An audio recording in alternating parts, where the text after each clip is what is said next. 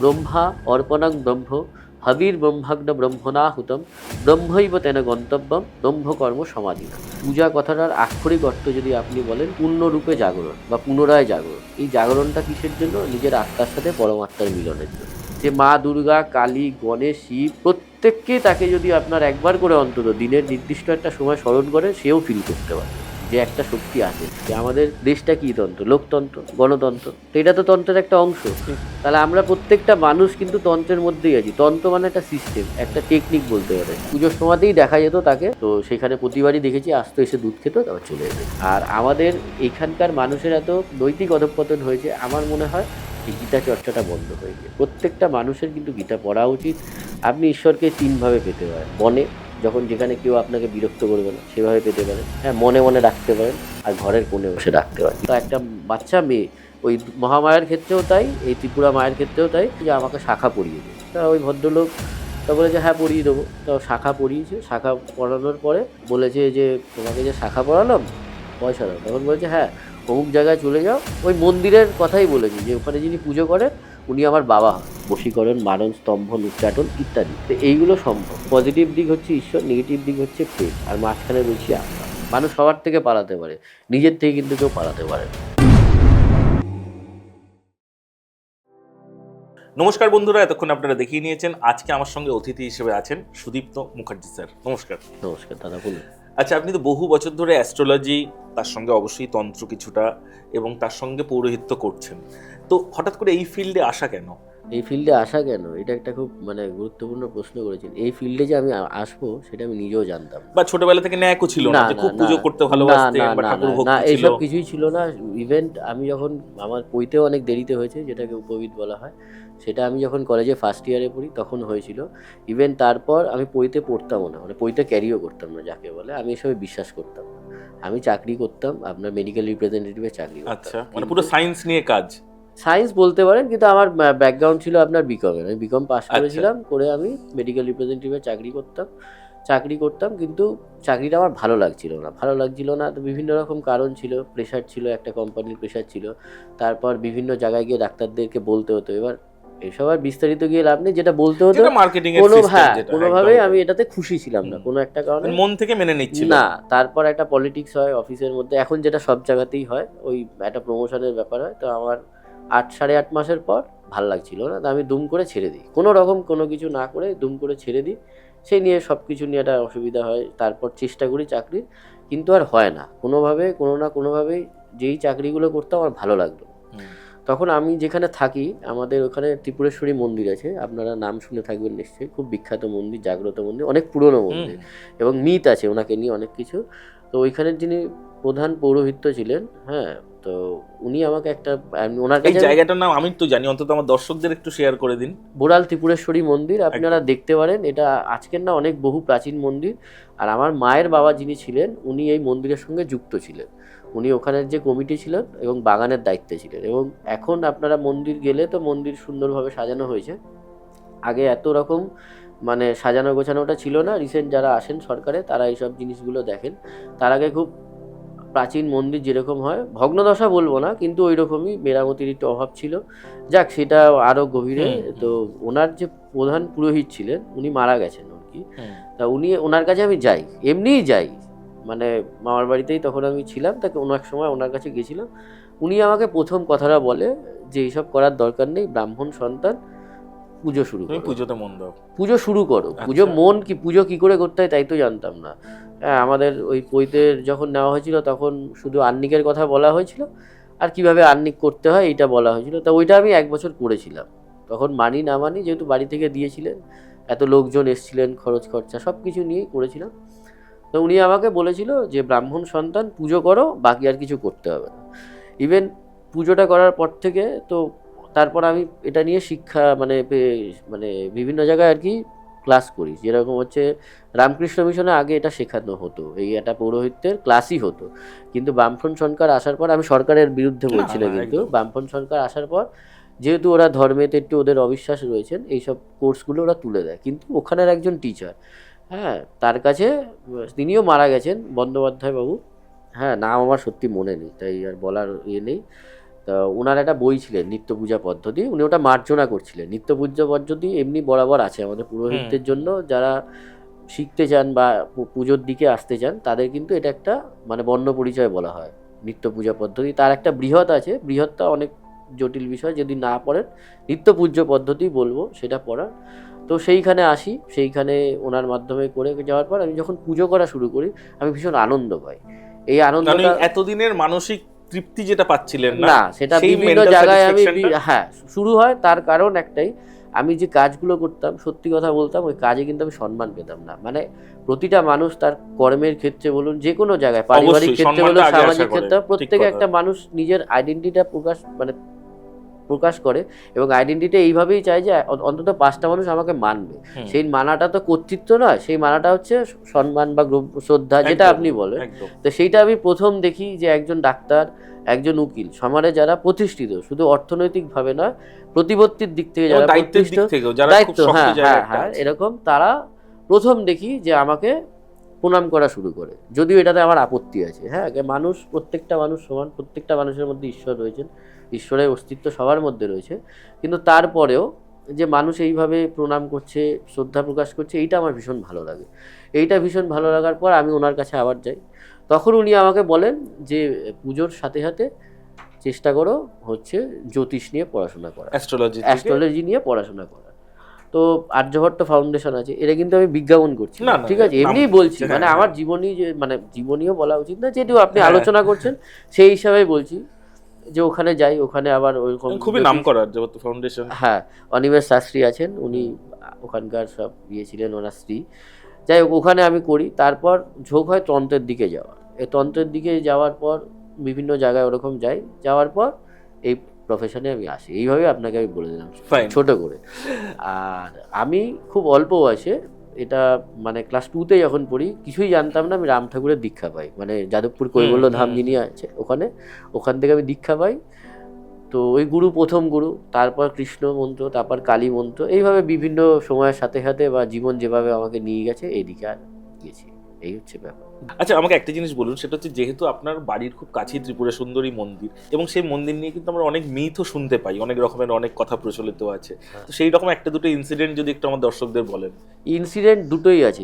Incident যেটা বহুল প্রচলিত, আপনি ওখানে গেলে জানতে পারবেন, সেটা হচ্ছে ওই পিছনে সেনদিঘি আছে, ওই মায়ের বড় পুকুর আছে, হ্যাঁ ওটাকে সেনদিঘি বলা হয়। হ্যাঁ সেনদিঘি আছে, সেনদিঘি থেকে বলা হয় মায়ের যে মূর্তি এখন, সেই মূর্তি উঠে এসছে। আর মহামায়াতলার নামও নিশ্চয়ই শুনেছেন। মহামায়াতলা আর এই ত্রিপুরা সুন্দরী বলা হয় একই, মানে দুজনেরই মানে একই রকম ঘটনা। ওই আগেকার দিনের মানুষ হচ্ছে ওই শাখা বাড়িতে আসতো, ওই শাখারই বলা হতো, ওই ফেরি করতো মানুষ, সেই শাখা ডাকতো, তা একটা বাচ্চা মেয়ে, ওই মহামায়ার ক্ষেত্রেও তাই, এই ত্রিপুরা মায়ের ক্ষেত্রেও তাই। তো ওই মাকে বলেছে, ওই ভদ্রলোককে বলেছে যে আমাকে শাখা পরিয়ে দে। তা ওই ভদ্রলোক তা বলেছে হ্যাঁ পরিয়ে দেবো। তো শাখা পরিয়েছে, শাখা পরানোর পরে পয়সা চেয়েছে। তা বলেছে যে তোমাকে যে শাখা পরালাম পয়সা দাও। তখন বলেছে হ্যাঁ অমুক জায়গায় চলে যাও। ওই মন্দিরের কথাই বলেছে যে ওখানে যিনি পুজো করেন উনি আমার বাবা হয় বা আমার পিতৃস্থানীয় হয়। ওখানে একজন সাধক আছেন, ওনার সমাধি এখনও আছে, ওনার কথা উল্লেখ করে বলেন যে ওনার কাছে যান, উনি পয়সা দেবে, এই কথাটা বলে। এবং শাখারি সত্যিই যায়, কিন্তু ওই বলে ওরকম কোনো ওনার কোনো মেয়েও নেই, মানে উনি বিয়েই করেননি, তা ওনার বিবাহিতই ছিলেন না, তো ওনার বিয়ে কী করে হবে। আর বলা হয় যে উনি স্বপ্নাদেশ পায়। ওই সেনদিঘিতে মায়ের মূর্তি ছিল, ওইটা ওখানে মানে জলের নিচেই ছিল। তো মা স্বপ্ন দেখানোর পরে উনি এসে ওটা প্রতিষ্ঠা করেন। এইবার তারপর থেকে আস্তে আস্তে সময়ের সাথে সাথে মানুষের আস্থা বিশ্বাস যেটা বলবেন, আস্তে আস্তে মন্দির কলেবরবে এখন এত অবশ্যই। এবং মহামায়াও ক্ষেত্রেও ওই সেম ঘটনা, হয়তো একটু এদিক ওদিক আছে, সেটা ওখানকার যারা তারা বলতে পারবেন। আর আমাদের নিজেদের বাড়িতেও হচ্ছে, আমাদের মনসা হচ্ছে গৃহদেবী, মা মনসা। মনসার কথা আর কীভাবে আপনাকে আলাদা করে বলবো, আমাদের বাড়িতেও একটা ছোট মন্দির আছে। ছোট মন্দির তো ছোট বড় ওইভাবে হয় না, একটা গৃহ নিজস্ব হয়, আর একটা আপনার সমাজের মাঝখানে বা পরিবেশের মাঝখানে যেটা হয় সেটা আস্তে আস্তে লোকের প্রতি। আচ্ছা, বাড়িতে এই মন্দির থাকার সুবাদে, মা মনসার মন্দির থাকার সুবাদে কি কোনো সময় সর্প? প্রথমবারই আমাদের বাস্তু সাপ ছিলেন, যেটাকে ওই লোকাল মানে খুব খারাপ কথায় যেটাকে ঢ্যামন বলা হয় বা ঢ্যামনা বলা হয়।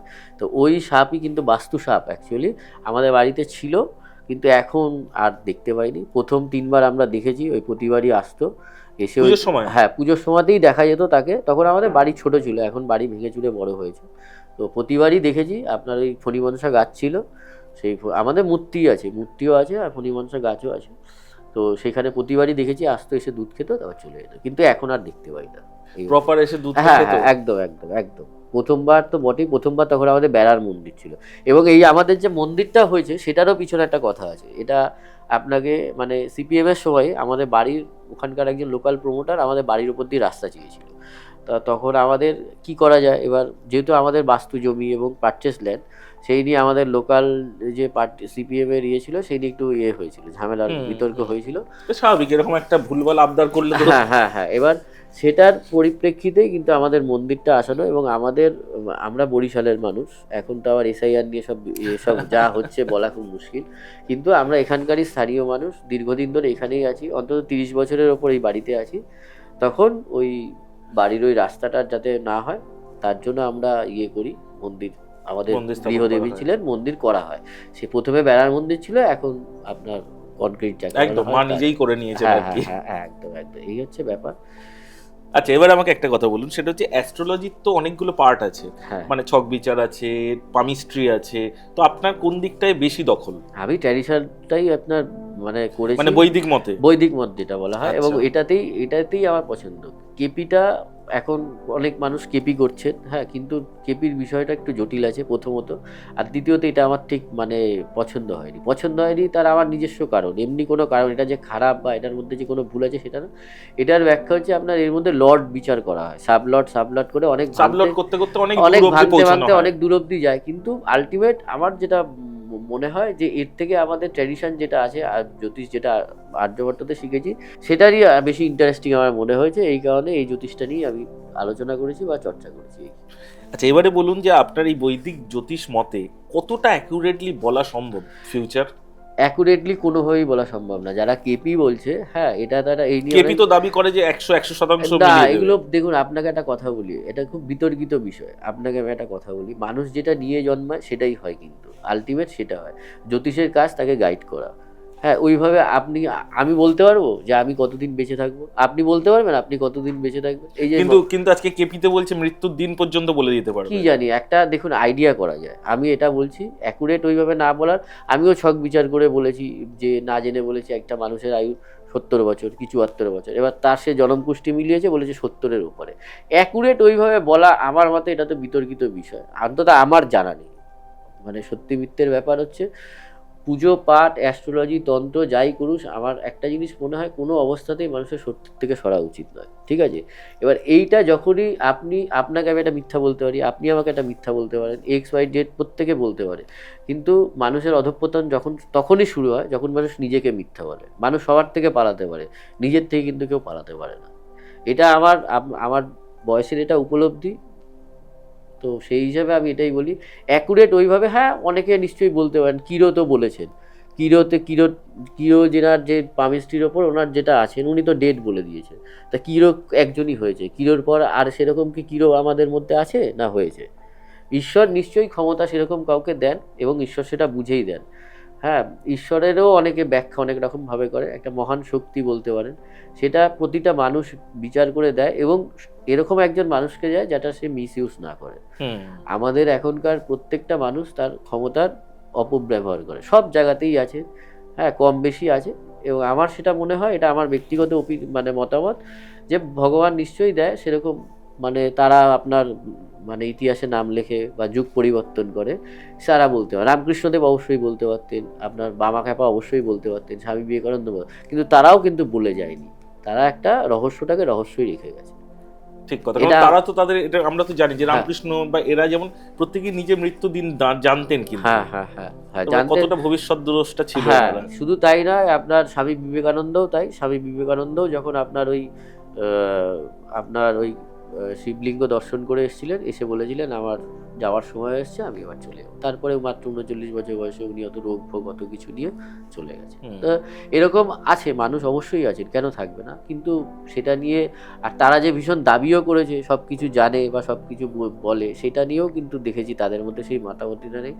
উনি কর্মের কথা বলেছেন, তা আমাদের প্রত্যেকেই কর্মই করা উচিত। এবং আমাদের এইখানে আর বিবেকানন্দকে মাতামাতি কি দুদিনই করা হয়, ওনার প্রয়াণ দিবসে আর ওনার জন্মতিথিতে বা জন্ম সময়। বাকি সময় ওনাকে নিয়ে উনি যা যা বলেছেন কি আমাদের এখানে ফলো করা হয়? করা হয়। ঠিক কথা। বরঞ্চ আপনি সাউথে চলে যান, সাউথে আপনি যদি যাবেন দেখবেন ওখানে বিবেকানন্দ রক আছেন, এবং বিবেকানন্দ নিয়ে কিন্তু ওখানে আমাদের থেকে বেশি মাতামাতিটা হয়। ঠিক কথা। এটা আপনাকে আমি বলতে পারি। আচ্ছা, এই মানে আমারই একটা ইনসিডেন্ট বলছি যে মানে যখন পুষ্পাঞ্জলি দেওয়া হয় বা পুজো করা হয় তখন কিন্তু ব্রাহ্মণ এমনভাবে মন্ত্রটা বলে যে একে তো সংস্কৃত, তার সব উচ্চারণ কিন্তু মানুষ বোঝে না, যা বুঝলো খাপছাড়া খাপছাড়া বললো, এতে কি আদৌ কোনো উপকার হয়? দেখুন, এই যে আপনাকে আমি প্রথমেই ব্যাপারটা বলছি, এই ব্যাপারটা পুরোটাই হচ্ছে সাইকোলজিক্যাল ব্যাপার। পুরো ব্যাপারটাই আপনি যা বলুন, পূজাও তাই। হ্যাঁ, পূজা কথাটার অর্থই আমি কি বলবো, পূজা কথার অর্থ এক একজনের কাছে এক এক রকম, কিন্তু পূজা কথাটার আক্ষরিক অর্থ যদি আপনি বলেন পূর্ণরূপে জাগরণ বা পুনরায় জাগরণ। এই জাগরণটা কিসের জন্য? নিজের আত্মার সাথে পরমাত্মার মিলনের জন্য। এই হচ্ছে সোজা কথা। এটাকে আপনি এবার কিভাবে দেখবেন? এবার মন্ত্র কি? মন্ত্র হচ্ছে মনকে পরিত্রাণ করে, সেটাই মন্ত্র। এবার সেই মন্ত্রটা আপনি কিভাবে উচ্চারণ করছেন, কি উদ্দেশ্যে উচ্চারণ করছেন, কখন করছেন, স্থানকাল পাত্রর তো একটা কথা আছেই। এবার সেই হিসাবে আপনি যদি মনে করেন কি উদ্দেশ্য নেব, পুষ্পাঞ্জলি কথা, অঞ্জলি মানে কি? আমাদের ভক্তি তো প্রদান করা।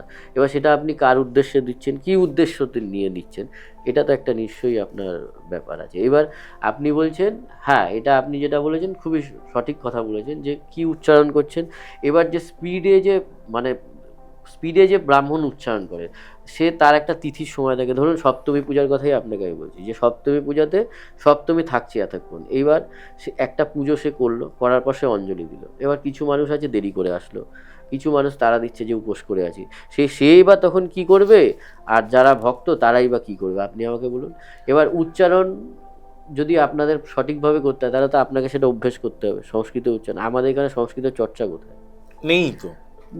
আছে কোথায়? টোলগুলো কোথায় আছে? আপনি দেখুন না, আমাদের এখন টোল বলতে আপনার নবদ্বীপে কিছু টোল আছে। কলকাতায় আপনি পুরোনো নর্থ ক্যালকাটায় যদি যাবেন, হাতে গোনা হাতিবাগান টোলেরই নাম আছে, তা সেখানে আপনি যান, তার অবস্থা কিছু নতুনভাবে কিছু বলার নেই। তো এই যদি চর্চাটা, সংস্কৃত চর্চাটাই যদি না করা হয়, তা মানুষ শিখবে কি, জানবে কি, বুঝবে কি, বলবে কি? তো এইভাবে তো আস্তে আস্তে এই ভাষাটা হারিয়ে যাবে। ভাষা কোনোদিনই হারাবে না। তা কারণ হচ্ছে, আপনাকে একটা কথা বলি, এটাকে দেব ভাষা বলা হয়, ঠিক আছে? আমাদের যদি বলেন যে দেবতারাও সংস্কৃত ভাষায় কথা বলতেন বা বলে, এটা আপনার বিশ্বাসের ওপর বলে। একটা কথা আছে যেটা বহুল প্রচলিত, বলছে বিশ্বাসে মিলায় বস্তু, তর্কে বহুদূর। এবার আপনি যদি বিশ্বাস করেন আছে, আর যদি বলেন যে নেই, তাহলে নেই। এবার এটা তো আপনাকে আমি জোর করে বলতে পারবো না যে না আছে, আপনাকে মানতেই হবে। সেটা একটা অন্য জিনিস হয়ে একদম। যাবে। তখন তাহলে আপনাকে জিজ্ঞেস করবো, আপনি কি দেখেছেন যে কোনো দেবতা সংস্কৃততে কথা বলছে? না, দেখাটা বড় কথা নয়, তবে আপনাকে আমি, আমার মোবাইলেই ছবি আছে, হ্যাঁ, পুজো করেছি, হোম করেছি, আছে, দুটো ছবি আমার কাছে আছে, বাকি তো নেই। এবার নেই বলতে, সেই যে ছবি দুটো আছেন যেখানে হোম করেছিলাম, তারা আমাকে পরে পাঠিয়েছে। একটা ছবিতে মনে হচ্ছে মহাদেবের আকৃতি এসছে, আর একটা ছবি হচ্ছে গণেশের। আগুনের মধ্যে? আগুনের মধ্যে আমার কাছে আছে, মোবাইলেই আছে। আমি জানতাম না। ছবিটা আমাদের সঙ্গে শেয়ার করবেন, আমরাও তাহলে অবশ্যই অবশ্যই অবশ্যই করব। এবার আপনি যদি বলেন আছে, তাহলে আছে, সেই আমি বললাম। যদি বলেন নেই, নেই। এবার সংস্কৃত উচ্চারণ একটা মানে বয়সে, আমাদের যে বয়সটা থাকে, আমাদের যে আপনার, আমাদের শৈশব বলা হয়, মানে শৈশব, কৈশোর, যৌবন, বার্ধক্য, এই ব্যাপারটা থাকে। তো শৈশবের একটা সময়ের পর আমাদের যে এই যে সত্যবিধান, গত্যবিধান, যে ব্যাকরণের ব্যাপার আছে, সংস্কৃত কিছুই না। সংস্কৃত যে প্রথম থেকে উচ্চারণ করতে হয়, অল্প বয়স থেকে যখন মানুষ কথা বলতে শেখে, তার একটু পরে থেকে যদি এইসব জিনিস অভ্যাস করা যায়, তাহলে মনে হয় সঠিক উচ্চারণ হয়। এইবার তারপরে জিনিসটা অনেক কঠিন হয়ে যায়, কারণ উচ্চারণ আপনার বলা হয়, জিভটা আস্তে আস্তে আড়ষ্ট হয়ে যায়, তো সেইভাবে সেটা আর হয় না। যেমন একটা কথা আপনাকে আমি বলছি, এটা আমি ভীষণভাবে ফিল করি, এবং আপনি যদি এই জিনিসটা ফিল করেন, বা যারা দেখছেন তারা যদি এই ব্যাপারটাকে বুঝতে পারে, অনুধাবন করতে পারে, তখন কিন্তু তাদের মনে আর প্রশ্ন আসবে না। গীতার আপনার 4 নম্বর অধ্যায় 23 নম্বর একটা শ্লোক আছে, ঠিক আছে? ব্রহ্মা অর্পণং ব্রহ্ম হবির ব্রহ্মাগ্ন ব্রহ্মণাহুতম ব্রহ্মৈব তেন গন্তব্যম ব্রহ্মকর্ম সমাধিনা। এটা সোজা করে বললে, ব্রহ্মের অংশ আমি ব্রহ্মের কাজ করতে এসেছি, আমার কর্মটা যেন ব্রহ্মসম হয়, এবং আমার সমাপ্তিতে বা আমার শেষে সেই অর্পণটা যেন ব্রহ্মস্বরূপ হয়। এই হচ্ছে জীবনের মূল সার সত্য। এবার এটা যদি আপনি বিশ্বাস করতে থাকেন, তখন দেখবেন আপনার মধ্যে কিন্তু আর এই জিনিসগুলো, প্রশ্নগুলো আসবে না, যে কেন হচ্ছে, কিসের জন্য হচ্ছে। কারণ পুরোটাই হচ্ছে ব্রহ্ম, এবং ব্রহ্মেরই আমরা অংশ, এবং আমাদের কাজটাই হচ্ছে ব্রহ্মের কাজ, এবং আমাদের সমাপনটাও ব্রহ্মের। সেই আপনাকে প্রথম যেটা বলেছিল, পূর্ণরূপে জাগরণ বা পুনরায় জাগরণ, এটাই তার স্বরূপ।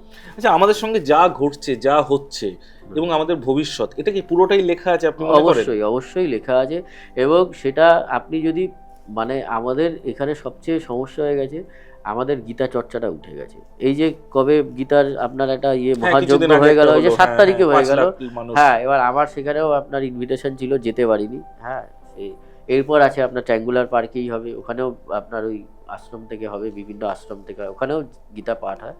তো এই গীতার চর্চাটা যদি আপনি করেন বা গীতাটাকে নিয়ে যদি আপনি বুঝতে পারেন, বাংলাতেই গীতা আছে, অনুবাদটাও যদি আপনি পড়েন, ভাগবত পাঠ করেন, তাহলে কিন্তু আস্তে আস্তে মানুষের মধ্যে যে অবিশ্বাস, আমার মনে হয় না সেটা থাকবে। যদি অবিশ্বাসী হতো, জার্মানে হচ্ছে সংস্কৃত সবচেয়ে বড় ইউনিভার্সিটি আছে বিশ্বের এখন। হুম। তো আমাদের মনে হয় না, বিদেশি মানুষ যারা আছে, আমাদের দেশে একটা সমস্যা হচ্ছে, এখানে গাধা পিটিয়ে ঘোড়া করা হয়, আর বিদেশে কি হয়, ঘোড়াকে ঘোড়া করা হয়, গাধাকে গাধা করা হয়। তা যদি এই ভাষাটার যদি কোনো গুরুত্বই না থাকতো, তাহলে কিন্তু ওরা এরকম এই আপনার একদমই তাই, এটা ইয়েটা শুধু এই করতো না। ল্যাঙ্গুয়েজের উপর কোনোদিনও। আর সবচেয়ে বড় কথা শুধু তাই নয়, দেখুন একটা যজ্ঞ হচ্ছে, যজ্ঞটাকে কিরম যজ্ঞ বলা হয়, এই ভাষা নিয়েও কিন্তু একটা ভীষণ যজ্ঞ হচ্ছে, সারা পৃথিবীব্যাপী বিশ্বব্যাপী হচ্ছে। আমরা আর্য, এবার আর্য অনার্য এই নিয়েও তো অনেক বিতর্ক আছে, সব কিছুর মধ্যেই বিতর্ক আছে, কিন্তু তারপরেও যদি আপনি দেখেন, এই ভাষাটার যদি আপনার বলছেন উঠে কোনোদিনই যাবে না, কোনোদিনই যাবে না। এই কারণে মানুষের বিশ্বাস যতদিন থাকবে, ধর্ম যতদিন থাকবে, এবার ধর্ম নিয়েও বলতে গেলে অনেক রকম, কি ধর্ম, আপনি যাকে ধারণ করছেন সেটাই ধর্ম, বা যাকে আপনি ধারণ করে আছেন বা যে আপনাকে ধারণ করছে সেটাই হচ্ছে ধর্ম, আমাদের একদম সোজা কথা। এবার এটাকেও আপনি কিভাবে দেখছেন, এইবার তারপর তো বিভিন্ন এখন সব বিতর্কিত বিষয় আসছে, সেই সব নিয়ে আর বেশি কিছু না বলাই ভালো। এই হচ্ছে কথা। আচ্ছা, আমি একটা জিনিস জিজ্ঞাসা করবো, আপনি চাইলে এটার উত্তর নাও দিতে পারেন। না কেন, এই যে আমি যদি জানি নিশ্চয়ই দেবো। আপনি এত বছর ধরে পুজো করছেন, নিত্য পুজো করছেন, হ্যাঁ, আপনি কোনো সময় নিজে ফিল পেয়েছেন ভগবান আছে? অবশ্যই অবশ্যই। ওই যজ্ঞের আগুন ছাড়া? না, যজ্ঞের আগুনটা অনেকবারই ফিল করেছি, অনেকবারই ফিল করেছি। এই কারণে পুজোর আগে ভীষণ অসুস্থ ছিলাম। এবছর পঞ্চদুর্গায়, এইবার হচ্ছে এই আপনাদের 45-এর এখানে যে হ্যাঁ, গড়িয়ার পঞ্চদুর্গা, খুব সেই বিখ্যাত পুরনো হ্যাঁ পুজো। অনেক পুজো, সেই পুজোটা এবছর আমি করেছি। এবার ওই পুজোর সময় আমি খুব অসুস্থ হয়ে গেছিলাম, ঠিক আছে, আচ্ছা। মানে পরিষ্কার কথা শরীর দিচ্ছিল না, ধকল নিতে পারছিলাম। এটা পুজো করতে গেলে যে ধকলটা শরীরের মধ্যে দিয়ে যায়, আপনি যদি এটা কেউ করে, মানুষ দেখে যে ঠাকুরমশাই হচ্ছে আসছেন, মন্ত্র বলছেন, হয়ে আছে, কিন্তু এটা করতে গিয়ে শরীরের যে ধকলটা, সেটা নিতে পারছিলাম না। এটা মা আছেন বলেই আমাকে উদ্ধার করেছে, নাহলে কিন্তু এই পুজো আমি করতে পারতাম না। এটা শুধু এই বছর না, প্রতি বছরই আমি ফিল করি। প্রতি বছরই পুজোর আগে মনে হয়, তার আগে যেখানে করতাম একা পুজো করতাম, সেখানে চণ্ডীপাঠও আমাকে করতে হতো, পুজোও আমাকে করতে হতো। হ্যাঁ, ব্রাহ্মণ বাড়ি ছিল, একটা সুযোগ ছিল, ওই স্নানের সময় একজন আমাকে সাহায্য করে দিত। তো যদি মা না থাকেন, তাহলে আমি কি করে তার পুজো করব? মা দুর্গাকে বলা হচ্ছে, আমরা এই যে বলে মানে মায়ের এত রূপ বলা হয়, ঠিক আছে, এই যে কোটি বলা হয়, 33 কোটি। কোটি কিন্তু অ্যাকচুয়ালি কোটি সংখ্যা নয়, কোটি হচ্ছে প্রকার। হ্যাঁ, তো সেটাই বলছে হিন্দুদের এত দেবদেবী, 33টাই হচ্ছে দেবী, তার মধ্যে রুদ্র, আদিত্য, আপনার 10 দিক, এই সব নিয়েই কিন্তু 33 জন আছে। আচ্ছা, কিন্তু 33 কোটি মানে ওই নাম্বারে কোটি নয়? না না না, এটাই বেসিক জিনিসটাই অনেকে জানে এটা না বা মানুষের, বোঝে না। হ্যাঁ, ভুল করে। সংস্কৃততে কোটি মানে প্রকার বলা হয়। তো সেই হিসাবে আপনাকে আমি বলে দিলাম যে কিচ্ছু নয়। আপনার, আপনি যদি ব্রাহ্মণ অব্রাহ্মণ প্রত্যেকে যদি গুরু আশ্রিত হয় বা দীক্ষিত হয়, বা যে যাকে ভালোবাসে, সোজা কথা ইষ্ট যিনি আছে, সে মা দুর্গা, কালী, গণেশ, শিব যা হচ্ছে, প্রত্যেককে তাকে যদি আপনার একবার করে অন্তত দিনের নির্দিষ্ট একটা সময় স্মরণ করে, সেও ফিল করতে পারবে যে একটা শক্তি আছে। না হলে আমরা আছি কিভাবে, কিভাবে আমরা আছি আপনি বলুন, যে এত এরকম একটা নির্দিষ্ট সময় ধরে রোজ সূর্য উঠছে, রোজ সূর্য অস্ত হচ্ছে, জোয়ার ভাটা হচ্ছে, কিসের জন্য হচ্ছে? এই প্রকৃতিরই তো একটা খেলা, সেই প্রকৃতির অংশ হচ্ছে আমরা, আর এই প্রকৃতির এই শক্তি, সেটাই হচ্ছে মা। আর আমরা পুরুষ যাকে বলা হয়, সেটাই হচ্ছে দেব, আর দেবাদিদেব মহাদেব। সেই পুরুষ আর প্রকৃতি, এটা সব কিছুর মধ্যে আছে, বিজ্ঞানের মধ্যেও আছে। যাদের বিজ্ঞানী আছেন, আপনি তাদেরকেও জিজ্ঞেস করবেন, তারা হয়তো বলবে যে না, আমরা ঈশ্বর মানি না, কিন্তু পরে বলবে যে না, একটা তো শক্তি আছে যেখানে আমরা পৌঁছাতে পারিনি। আজ অবধি আমরা কি করেছি বলুন? নতুন করে কিন্তু কিছু আবিষ্কার করতে হয়নি, বাইরে থেকে কিছু করিনি, যা প্রকৃতিতে আছে সেটাই মানুষ আবিষ্কার করেছে। তো সেটাই হচ্ছে পার্ট। এই যে আপনি ফিজিক্যাল সায়েন্স পড়ানো হয়, ঠিক আছে, ফিজিক্যাল সায়েন্সটা কি? আপনার পৃথিবীরই যে হচ্ছে পার্ট আছে, ফিজিক্যালিটি আছে, সেটাই একটা সায়েন্স রূপ দিয়ে হচ্ছে ফিজিক্যাল সায়েন্স। কেমিস্ট্রি কি? পৃথিবীর মধ্যে যে আপনার জল স্থল, অণু, পরমাণু যা কিছু আছে, সেটাই হচ্ছে কেমিস্ট্রি আপনার। আচ্ছা, তার উপর পার্টে যদি বলছেন সোশিওলজি, সোশিওলজির মধ্যে কি আছে? সমাজ বিজ্ঞান আছে, পরিবেশও তার মধ্যে আছে, বাস্তুতন্ত্র, তা সেটা কি? সেটাও তো প্রকৃতি। তার প্রকৃতির বাইরে কি আছে একদম, আপনি আমাকে একদম। বলুন। সব কিছু আছে প্রকৃতির বাইরে, তরঙ্গ বলুন, আপনি যা কিছু দেখবেন বেসিক জিনিস, অণু পরমাণু সব কিছু আমাদের মধ্যে আছে। ঠিক কথা। আচ্ছা, আমাকে একটা কথা বলুন, সেটা হচ্ছে সাধারণ মানুষের কি নিত্য পূজা করাটা খুব দরকার? হ্যাঁ, পূজাটা প্র্যাকটিস, তো পূজা আমাদের একটা নির্দিষ্ট নিয়মানুবর্তিতা শেখায়, ডিসিপ্লিন শেখায়। কিভাবে পুজো করা উচিত?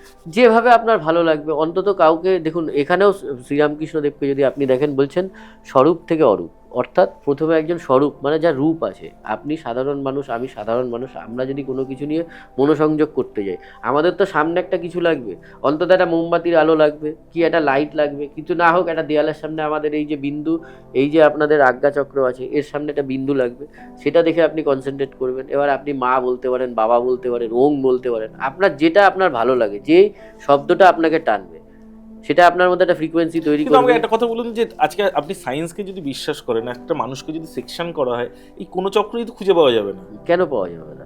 এটা আপনাকে ফিল করতে হবে। চক্রটা কি আপনি ওইভাবে দেখতে পারবেন না বুঝতে পারবেন? সেটা তো আপনার শরীর বিজ্ঞান চলে গেল, কিন্তু তাহলে তাহলে মনোবিজ্ঞান, তাহলে এই জায়গায় তো বিবেকানন্দ মিথ্যে হয়ে যাচ্ছে। বিবেকানন্দ বলেছে, যাহা দেখবে তাহাই বিশ্বাস করিবে। উনি ওনার কথা সাধারণ মানুষ তো না কিছু প্রমাণ না পেলে, না কিছু না দেখলে বিশ্বাস করে না, তাই বলেছেন। কিন্তু প্রতিটা জিনিসের মধ্যে একটা ইটারনাল মানে থাকে, গভীরে যেতে হয়। সেটা আপনাকে যতক্ষণ আপনি যেতে পারবেন তখন গিয়ে আপনি এই কথাটা বলতে পারবেন।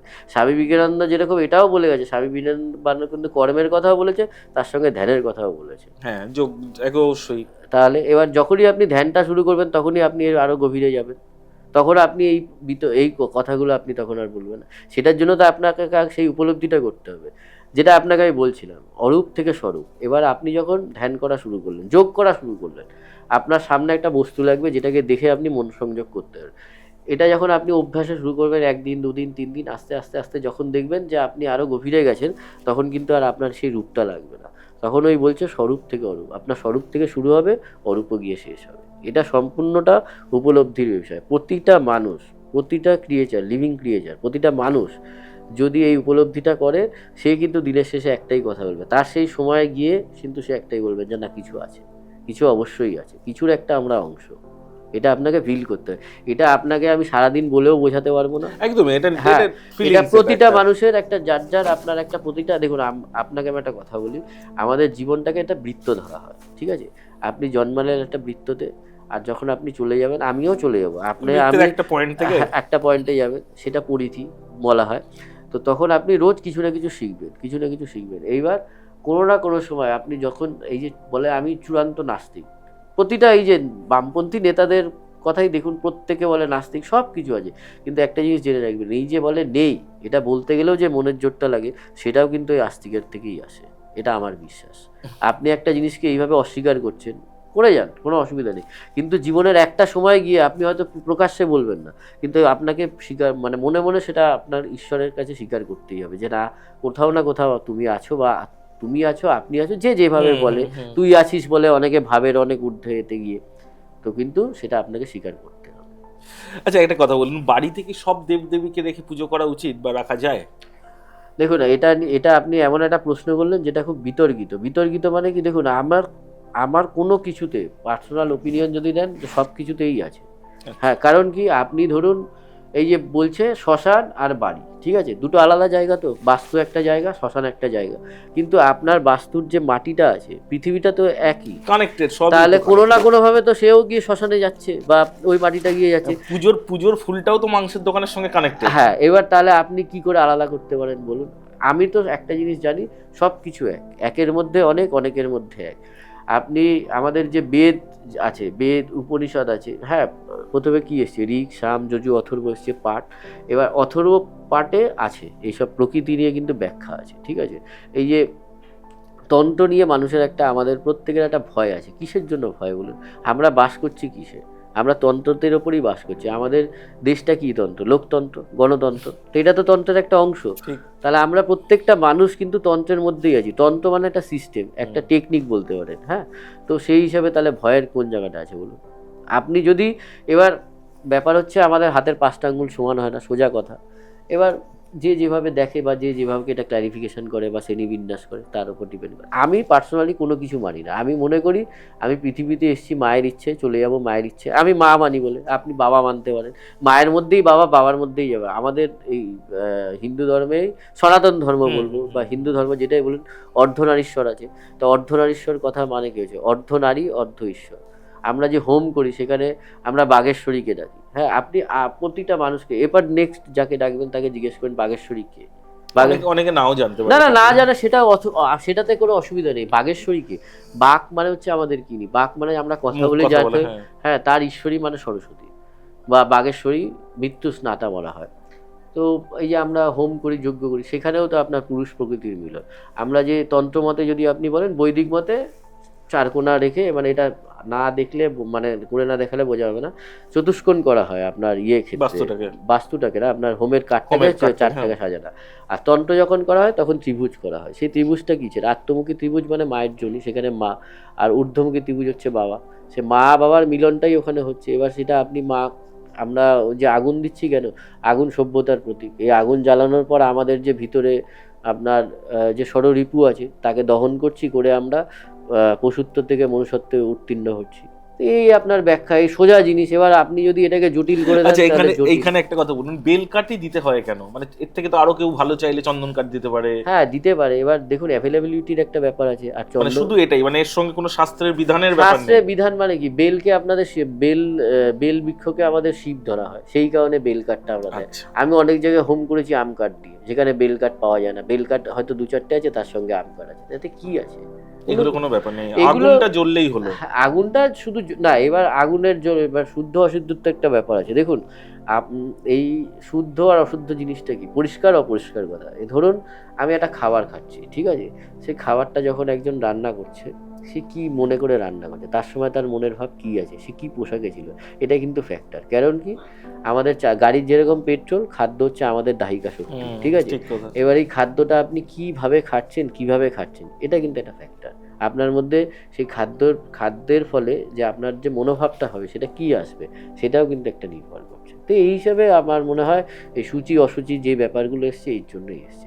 এবার কি জানেন তো, মানুষের একটা জিনিস হচ্ছে, যখন যে কিছু লেখে বা যে কিছু বলে, চেষ্টা করে জটিল করার। কিন্তু ব্যাপার হচ্ছে, আমাদের এখনো ভারতবর্ষ বলুন বা ভারতবর্ষই আমি বলছি, আর বিশ্বকে টানছি না, টেনে আনছি না, পশ্চিমবাংলা, ভারতবর্ষ, বাংলা হিসেবেই বলছি। আমাদের এখানে শিক্ষিতের হার কি আছে বলুন? পড়াশোনাটা কি আছে? তো এখন যদি আপনি সোজাভাবে সাধারণভাবে না বলেন, মানুষ তো বুঝতে পারবে না। ঠিক কথা। আমাদের দেখবেন আইনি ভাষাটাই এত জটিল, সাধারণ মানুষ যাতে সেই সুযোগ সুবিধাটা না পায়। তো সব কিছুর ক্ষেত্রেই তাই, সেই বিষয়টাকে মানুষ জটিল করে দেয়, কি সবাই মনে করে কুক্ষিগত করে রাখবে, যা আমার থাকবে। কিন্তু আমার মতে সেটা না। আমার মতে কোনো জিনিস, যেটা কিছু আপনার পড়াশোনা বলুন বা এই যে অ্যাস্ট্রোলজি বলুন, তন্ত্র বলুন, যা কিছু বলুন, যেটা আমাদের হয়ে আসছে, একমাত্র দেখবেন অন্য জায়গায় কিন্তু দাক্ষিণাত্যের কিন্তু এই জিনিসটা, তাদের যে সংস্কৃতিটা, সেটা কিন্তু ধরে রাখছে। আপনি দেখবেন এটার কিন্তু দরকার আছে, এটা সব সময় দরকার। আপনি আপনার পরের আধুনিকতা কি? আধুনিকতা মানে তো শুধু বিশ্বের মডার্ন জিনিস, মানে আধুনিক জিনিসপত্র ব্যবস্থা সব কিছুকে ব্যবহার করা না, তার সাথে সাথেও যে আমাদের প্রাচীনের যে উপলব্ধিটা, যে সংস্কৃতিটা, যে কালচারটা, সেটাও কিন্তু নিয়ে যাওয়া। দুটোর মেলবন্ধনই কিন্তু আধুনিকতা। তা আপনি আপনার উত্তরপুরুষ, পরের প্রজন্মকে আপনি জানাবেন না যে আমাদের এরকম একটা ভাষা ছিল, বা আমরা এইভাবে পুজো করতাম, বা এইভাবে পুজো করা উচিত আমাদের। এটার জন্য সমাজে কি পরিবর্তন দরকার আপনার মনে হয়? মানে কি করা উচিত এটাকে বাঁচানোর জন্য?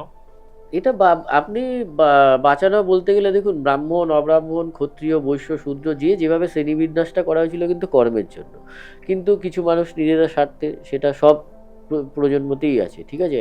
প্রাচীনকাল থেকে হয়ে আসছে, সুযোগ সুবিধা সেটা এটা প্রতিটা মানুষের, তার যে ইষ্ট আছেন বা তার যে বংশের যে কুলদেবী বা দেবতা যিনি আছেন, তার কিন্তু রক্ষা করা উচিত। তাদের যে বংশ পরম্পরার যে নিয়মটা আছে, সেটা কিন্তু মানা উচিত, এটা আমার মনে হয়। প্রতিটা বাড়িতে আমাদের হিন্দু ধর্মে যে দশবিধ সংস্কারের কথা হয়েছে, দশকর্মের কথা বলেছে, সেই কর্মের অন্তত উল্লেখ থাকা উচিত, এবং কর্মটা কি সেটা জানানো উচিত। যে মানুষটি অনাথ আশ্রমে বড় হয়েছে, যার বংশ পরিচয় জানে না, তাহলে তার অনাথ আশ্রমে যারা আছেন, যারা অনাথ আশ্রমটাও তো কোনো না কোনো কারোর দ্বারা পরিচালিত হয়, সেখানেও কিন্তু সেটা ধারণা তা করা উচিত যে অন্তত সে এই ঘর থেকে এসছে, তার এটা থাকা উচিত, তার এটা তার থাকা তখন উচিত না। সেইটা মেনটেন সেটা করবে, সেটাই একটা গোত্র হিসেবে নেবে। মিনিমাম কিছু তো আপনার রক্ষা করতে হয়। দেখুন, না হলে তো সমাজ ব্যবস্থাই তো আপনার হয়ে যাবে, ভেঙে, মানে কি বলবো, আর সমাজ ব্যবস্থা কি সেইভাবে থাকবে? তাহলে আমাদের দেশের আজকের এত মানে দেশ বলবো না, কাল বলবো, আমি কালটাকে বলবো, আমি আপনি প্রত্যেকে একটা কথা হয়তো মানুন না মানুন, প্রত্যেকেই কিন্তু আমরা ভবিষ্যতে প্রেত,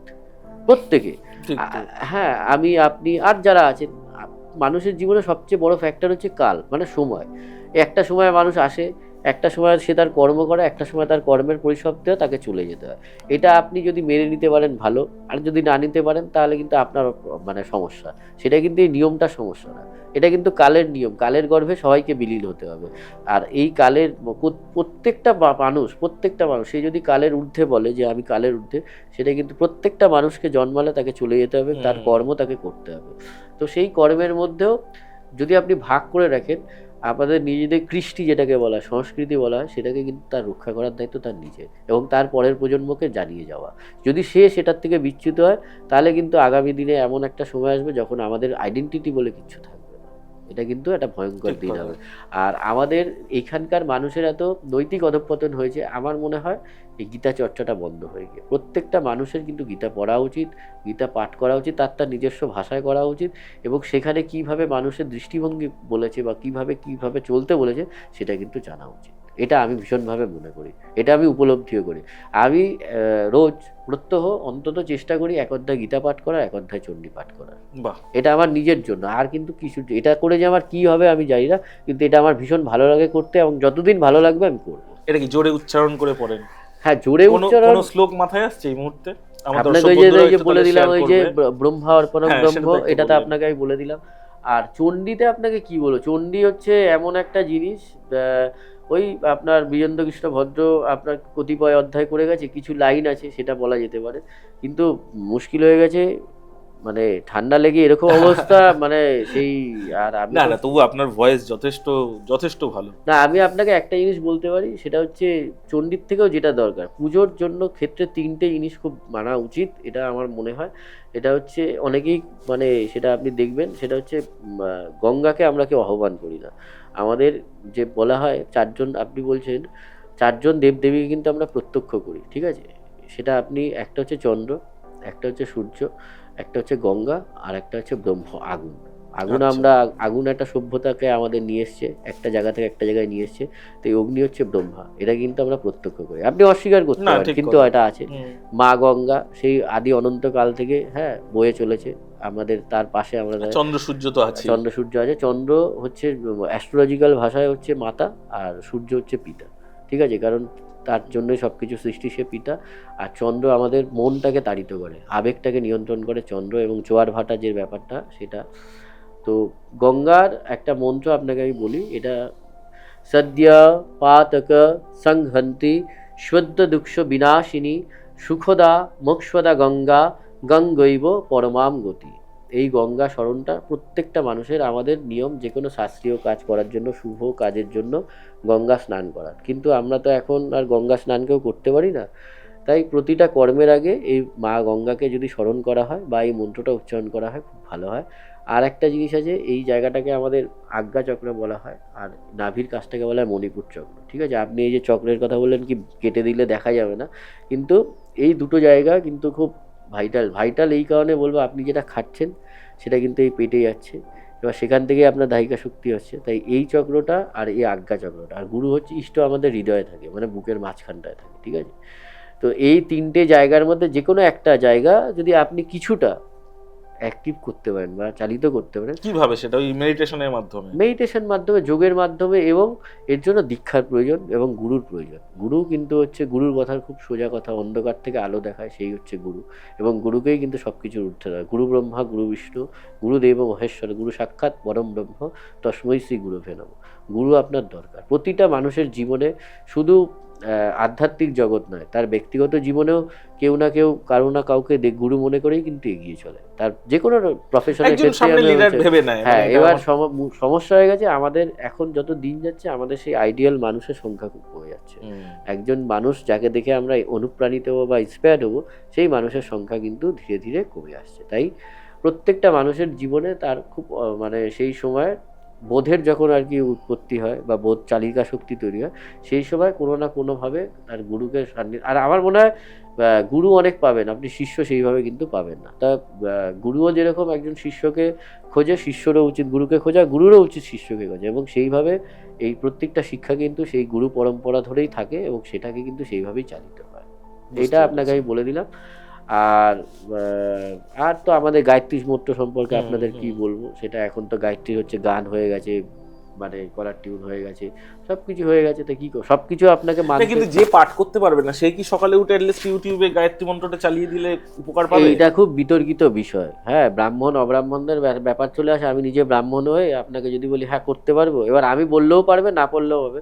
গায়ত্রী একটা শক্তি। গায়ত্রী আমাদের যে ব্রাহ্মণদের বলা হয়, ব্রাহ্মণদের ক্লাসিফিকেশন বা সেই আলাদা করা হয়, দ্বিজ বলা হয়। দ্বিজ বলা হয় এই কারণে, ব্রাহ্মণদের দুবার জন্মানো হয়, দুবার জন্ম হয়। একবার হচ্ছে মায়ের গর্ভ থেকে যখন ভূমিষ্ঠ হয় তখন একবার, আর যখন সে উপবীত ধারণ করে তখন একবার। সেই কারণে গায়ত্রী ছাড়াও তো কত কিছু হয়। ওং কথাটাই আছে, নম কথাটাই আছে, শুধু ওং যদি কেউ বলতে পারে, ওঙ্কার ধ্বনি, এই ওঙ্কার ধ্বনি যদি সে নৃত্য হয়ে গেল, শুধু মা বলুক না, শুধু মা, কৃষ্ণ, রাধা, কত নাম আছে আমাদের ঠাকুরের, প্রত্যেকজন ঠাকুরের 108টা করে নাম আছে। তো সেখানেও যে কোনো একটা নাম নিয়ে যদি সে করে থাকে, আলটিমেট ঈশ্বরকে মানুষ দুভাবে পেতে পারে, একটা গানের মাধ্যমে, একটা প্রেমের মাধ্যমে।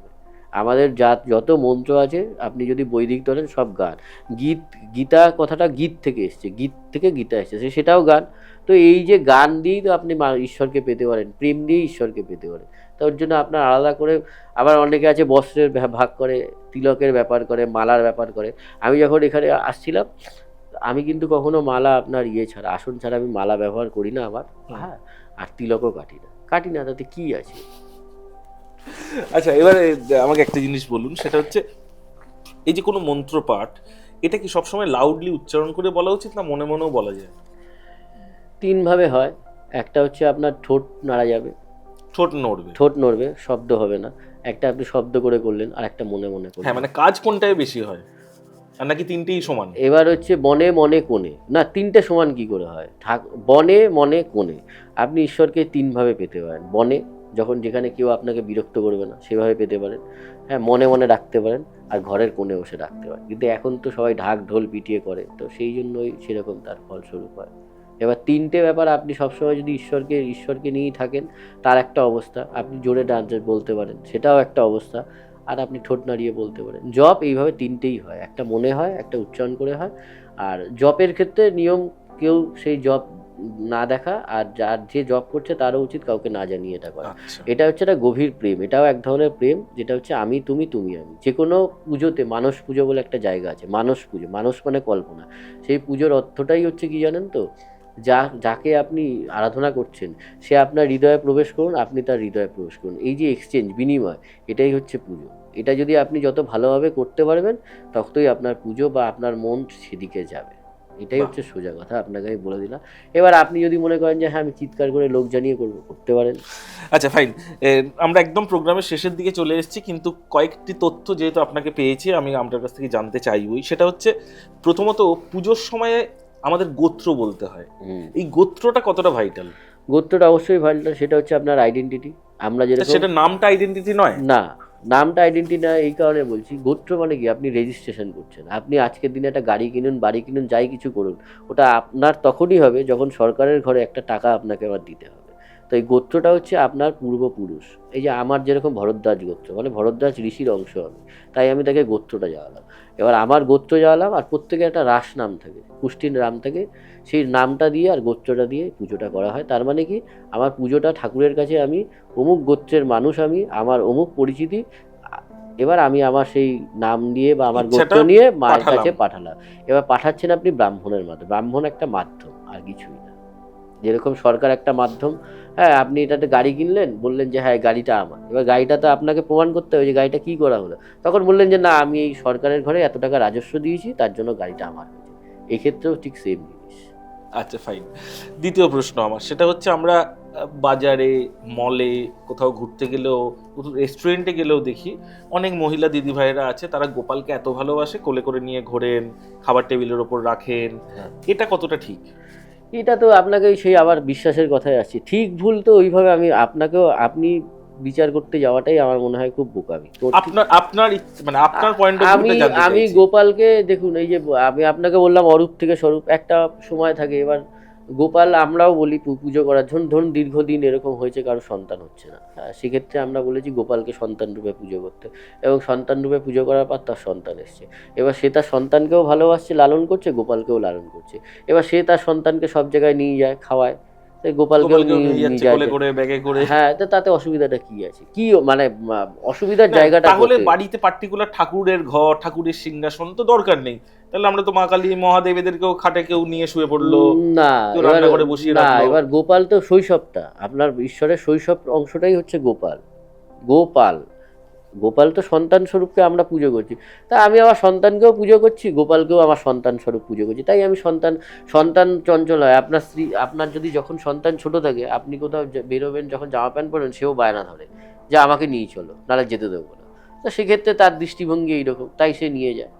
এবার যখন আপনি বলছেন দুর্গা কালী, তারা তো ম্যাচিওর, হিসেব মতো তারা পিতামাতা হয়ে গেছে, তাই জন্য তারা তো তখন বুঝতে পারে যে আমার বাবা কাজে যাচ্ছে, বা আমার বাবা একটা কোনো দরকারি অনুষ্ঠানে যাচ্ছে, তাই বায়না করে না। এইভাবে যদি আপনি দেখেন তাহলে আর সমস্যা কিছু নেই।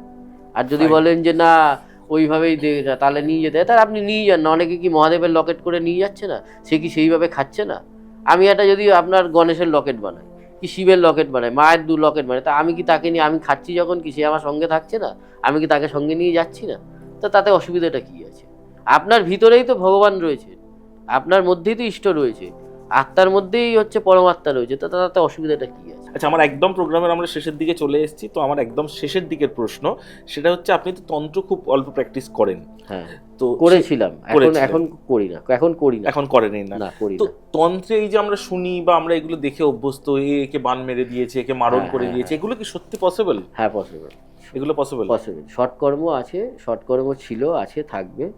এবং তন্ত্রের এটা একটা নিম্নমার্গের তন্ত্র। আপনাকে একটা কথা বলি, তন্ত্র হচ্ছে একটা সিস্টেম। খুব এক কথায় আপনাকে এর আগেও বলেছি, আমরা প্রত্যেকে তন্ত্রের মধ্যে আছি, একটা পার্ট, তার একটা পার্ট খুব নিম্নমার্গের তন্ত্র, সেটা হচ্ছে আপনি ওই সৎকর্মের কথা আপনি বললেন, বশীকরণ, মারণ, স্তম্ভন, উচ্চাটন ইত্যাদি। তো এগুলো সম্ভব, এবং এগুলো খুব অল্প সময়ের মানুষ যারা হচ্ছে, দেখুন, ভূত যদি আপনি বিশ্বাস করেন বা ঈশ্বর যদি আপনি বিশ্বাস করেন, তাহলে আপনাকে ভূতকেও বিশ্বাস করতে হবে। কারণ আমরা একটা, ওই যে আপনাকে বলেছি, প্রত্যেকে ভবিষ্যতের কাল। তো পজিটিভ দিক হচ্ছে ঈশ্বর, নেগেটিভ দিক হচ্ছে প্রেত, আর মাঝখানে রয়েছি আমরা। তো যারা সেইভাবে তার আধার সেইভাবে থাকে, তারা যেইভাবে আপনার তার গুরু আশ্রিত হয়, বা সেইভাবে গুরু তার পরিকৃত হয়, সেইভাবে সে সাধন করে, অবশ্যই সম্ভব এবং অবশ্যই আছে। আচ্ছা, এই যে অনেক তান্ত্রিক যারা, তারা রীতিমতন চ্যালেঞ্জ করে যে আমার কাছে 7টা ভূত আছে, আমার কাছে 5টা ভূত আটকানো আছে, এটা সত্যি? এটা আমি বলতে পারবো না সত্যি মিথ্যে, আপনাকে এই কারণে বলছি, ভূত ওইভাবে, ভূত প্রেত তাকে ধরে রেখে দিলাম, তাকে দিয়ে কাজ করালাম, বা জিনকে আটকে রাখলাম, জিন চালান করলাম। আপনাকে একদম আমি সোজা কথায় বলে দিই, আমার উপলব্ধির কথা আপনাকে বলি, সেটা বিতর্কিত বিষয় তো পরে আসছে। সেটা হচ্ছে, ধরুন একটা মানুষের টাইম স্প্যান আজকের দিনে গড়ায়ু কত, 50, 60, 70, 80 ম্যাক্সিমাম যেটা হতে পারে। এবার তার অপঘাতে মৃত্যু হলো, তার টাইমের স্প্যানটার আগে সে চলে গেল কোনো একটা কারণে। এই যে তার এনার্জিটা, তার তো একটা এনার্জি রয়ে গেলো। একটা মানুষ যদি, তার পূর্ণ বয়স্কটা মানুষ তার যৌবনে যদি মারা যায়, তার একটা এনার্জি যেটা থাকবে, একটা বৃদ্ধ মানুষ যখন মারা যায়, দুটোর তো এনার্জি লেভেল, শক্তি এক থাকবে না। এই যে পার্ট, তার এতদিন সে বাঁচতে পারতো, তার শক্তি একটা, আর তার অল্প সময় চলে গেল, তার যে শক্তি একটা, এই শক্তিটাকে কিন্তু স্টোর করা হয় কোনো না কোনোভাবে, মন্ত্রের মাধ্যমে, তন্ত্রের মাধ্যমে। হ্যাঁ, সেটা স্টোর করা হয়, স্টোর করে কিন্তু তাকে দিয়ে যখন কাজটা হয়, তখনই বলা হয় জিন চালনা বা প্রেত চালনা ইত্যাদি। মানে এটাকে আপনি সব মানে মানছেন যে এটা হয়? অবশ্যই হয়, কারণে ঈশ্বর যদি থাকেন তাহলে প্রেতও আছেন। ফাইন, আমরা একদম প্রোগ্রামের শেষে চলে এসেছি।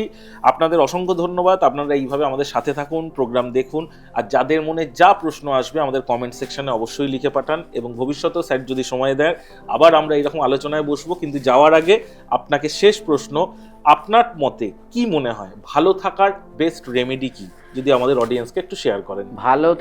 ভালো থাকার বেস্ট উপায় হচ্ছে আগে নিজেকে ভালো হতে হবে সব কিছুর দিক থেকে। হ্যাঁ, সেটা মানে এত প্রথম অবস্থায় আমাদের যে ষড়রিপু আছে সে থেকে নিজেকে সংযত রাখতে হবে, ভালো চিন্তা করতে হবে, ঈশ্বর নিয়ে থাকতে হবে, এবং সেটাই দিকে দিকে মানুষকে বলতে হবে। তাহলেই আগে নিজে ভালো থাকবো, তাহলে আর পাঁচজনকে ভালো রাখতে হবে।